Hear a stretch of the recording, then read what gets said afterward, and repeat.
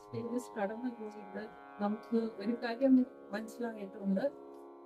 ആ സ്റ്റേജസ് അന്ന് നിലനിന്ന ആ സ്റ്റേജസ് ഒരു ശാന്തതയോ ഒരു പീസ് ഓഫ് മൈൻഡോ അല്ലെങ്കിൽ ഒരു സാറ്റിസ്ഫാക്ഷൻ, സംതൃപ്തി നമുക്ക് ഒരിക്കലും കിട്ടിയിട്ടില്ല. ഇപ്പോഴും പല ചെറുപ്പക്കാർ അവരുടെ ആ എക്സിസ്റ്റൻസ് ജോലിയാകാതെ എന്താണ് പർപ്പസ് ഓഫ് ലൈഫ് എന്നുള്ളതും അറിയാതെ ഇൻകംപ്ലീറ്റ് നോളജും പിന്നെ അവിദ്യ എന്നൊരു കാര്യവും ബുദ്ധന്മാരുടെ അടുത്ത് വരുമ്പോൾ അവിദ്യയുടെ കാര്യം അറിയുന്നത്.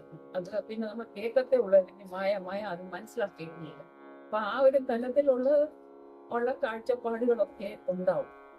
എന്നിട്ട് അത് അനുഭവിച്ച് മതിയാവും, അനുഭവിച്ച് അടി കിട്ടണം. കുറെ അടി കിട്ടി കഴിയുമ്പോഴാണ്